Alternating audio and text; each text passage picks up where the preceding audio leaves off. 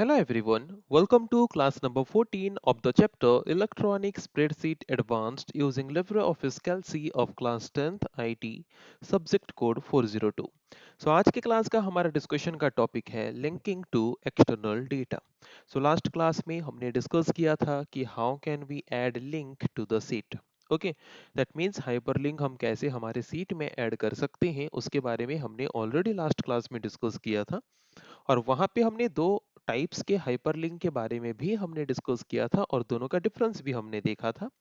उसके साथ हमने हाइपरलिंक कैसे क्रिएट करना है, उसको कैसे एडिट करना है, उसके बारे में भी हमने डिस्कस किया था. आज की क्लास का जो हमारा डिस्कशन का टॉपिक है वो है कि अगर हम कोई एक्सटर्नल डेटा को हमारे स्प्रेडशीट में लिंक करना चाहते हैं तो कैसे कर सकते हैं. तो ये एक्सटर्नल डेटा क्या होता है? जैसे कि अगर हम एक वेबसाइट का कोई एक वेब पेज का डेटा हम लिंक करना चाहते हैं हमारे स्प्रेडशीट में तो वो एक तरह का एक्सटर्नल डेटा है. तो उस तरह के एक्सटर्नल डेटा को हम कैसे हमारे स्प्रेडशीट में लिंक कर सकते हैं उसके बारे में हम आज के क्लास में डिस्कशन करने वाले हैं. तो शुरू करते हैं discussion. So as we all know, internet is a rich source of information which is stored in the form of web pages. Internet जो है वो इंफॉर्मेशन का मतलब भंडार है, हम जानते हैं. और उसमें जो भी इंफॉर्मेशन स्टोर होता है वो वेब पेजेस के फॉर्म में स्टोर होता है. और वेब पेजेस जो बनाए जाते हैं वो कौन से लैंग्वेज को यूज़ करके बनाए जाते हैं? HTML लैंग्वेजेस को यूज़ करके बनाए जाते हैं. तो वेब पेजेस में अगर टेबल के फॉर्म में कहीं पे कोई डेटा स्टोर्ड है और उस टेबल डेटा को अगर हम हमारे स्प्रेडशीट फाइल के अंदर लिंक करके लाना चाहते हैं then this can be done by using a tool called external links. And उसी प्रोसेस को हम बोलते हैं linking to external data. Okay, कोई एक वेब पेज के अंदर अगर टेबल के फॉर्म में कोई डेटा है और उस डेटा को अगर हम लिंक करना चाहते हैं हमारे स्प्रेडशीट फाइल के अंदर then that process is known as linking to external data, and this can be done easily by using a special type of tool that is known as external links tool. Okay, तो कैसे कर सकते हैं उस external links tool को use करके? Okay, उसके बारे में अभी हम डिस्कस करेंगे. प्रैक्टिकली उस टॉपिक को हम देखते हैं ताकि वो कॉन्सेप्ट हमें इजीली समझ आ जाए. तो उसके लिए हम स्प्रेडशीट फाइल ओपन कर देते हैं. तो स्प्रेडशीट फाइल ओपन करने के बाद सबसे पहला काम हम जो करेंगे, सबसे पहले हम जाते हैं सीट टैब में. सीट टैब में जाने के बाद वहाँ पे एक टूल हमें देखने को मिलेगा एक्सटर्नल लिंक्स. उसमें क्लिक करके हम एक्सटर्नल डेटा को हमारे स्प्रेडशीट फाइल में ऐड कर सकते हैं. तो एक्सटर्नल लिंक्स टूल में क्लिक करेंगे. एक्सटर्नल लिंक्स टूल में क्लिक करने के बाद external data dialog box appear होगा.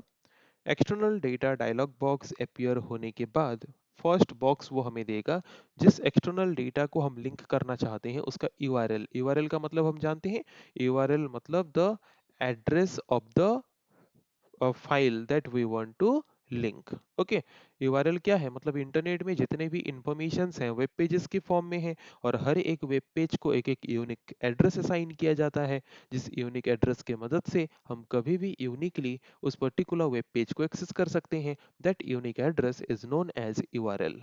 ओके, तो जो भी हमारा यूआरएल है तो उस यूआरएल को हम यहाँ पे पुट करेंगे.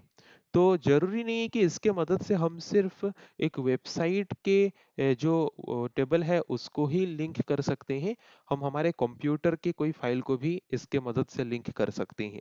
ओके, जैसे कि हम पहले कोशिश करते हैं हमारे कंप्यूटर के एक फाइल को, एक स्प्रेडशीट फाइल को इसके साथ लिंक करने के लिए. जैसे कि हम पहले ब्राउज ऑप्शन में जाते हैं. ब्राउज में क्लिक करके सपोज मैं क्लास एक्स ए स्प्रेडशीट फाइल को सिलेक्ट करके ओपन कर रहा हूँ. तो जितने भी उसके अंदर टेबल्स होंगे, जितने भी डेटा रेंजेस होंगे, जितने भी टेबल्स होंगे वो सब चीज़ यहाँ पे हमें शो करेगा. उसमें से जो भी डेटा का टेबल है जो भी हम इंसर्ट करना चाहते हैं उसको सिलेक्ट करेंगे. सिलेक्ट करके ओके करेंगे. ओके, तो वो टेबल यहाँ पे आके इंसर्ट हो जाएगा. ये एक तरीका है.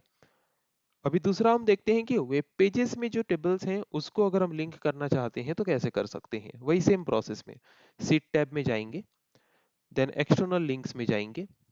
उसके बाद यहाँ पे यूआरएल हमें क्या करना पड़ेगा, कॉपी करके पेस्ट करना पड़ेगा। तो उसके लिए पहले हम ब्राउजर में जाएंगे।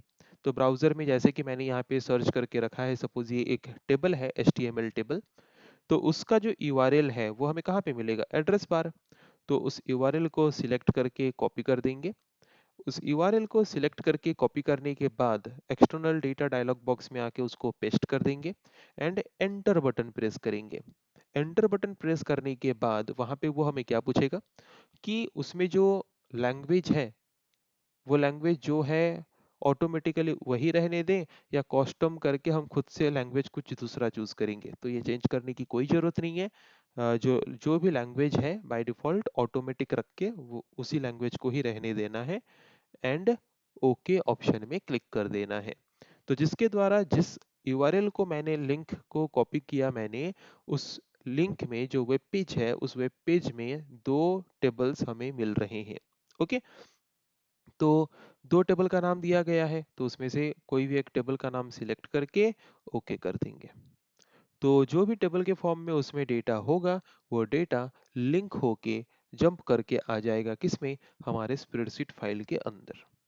तो जिसके द्वारा इन फ्यूचर अगर उस वेबसाइट के वेब पेजेस के अंदर कोई भी चेंजेस होता है तो वो चेंजेस हमें हमारे इस पेज में भी हमें देखने को मिलेगा। ओके। सो आई थिंक सबका क्लियर हो गया होगा कि कैसे हम एक्सटर्नल डेटा को लिंक कर सकते हैं हमारे स्प्रेडशीट फाइल के अंदर। For that first we have to go set tab जाने के बाद then we have to go to external links tool, then external data dialog box will appear, then put the URL or location of the external data, then click on enter button. After clicking on enter button it will ask to choose the language, keep it automatic always and click on ok. Then all the available tables will be shown in the available tables box. Okay, select the table and click on ok button. Then the table will be inserted in our spreadsheet file. In this way we can link our external data into the spreadsheet file. Okay. So I think ये concept हमने जो अभी discuss किया वो easily सबको समझ आ गया होगा कि एक्सटर्नल डेटा को एक स्प्रेडशीट फाइल में लिंक करने का मतलब क्या है और कैसे लिंक कर सकते हैं। और उसी सेम एक्सटर्नल डेटा को लिंक जिसके माध्यम से हम करते हैं उसी के माध्यम से हम कोई स्प्रेडशीट फाइल को भी लिंक करके हमारे और एक स्प्रेडशीट फाइल के अंदर उस डेटा को ऐड कर सकते हैं।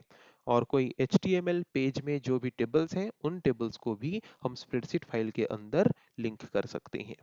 ओके। इसके बारे में अभी हमने डिस्कस किया और उसको हमने प्रैक्टिकली देखा भी। सो आई थिंक आज के क्लास में हमने जो टॉपिक डिस्कस किया वो इजीली सबको समझ आ चुका होगा। सो नेक्स्ट क्लास में हम डिस्कस करेंगे ऐसे और कुछ टॉपिक के बारे में। आज की क्लास को हम यहीं पे एंड करते हैं। So thank you everyone.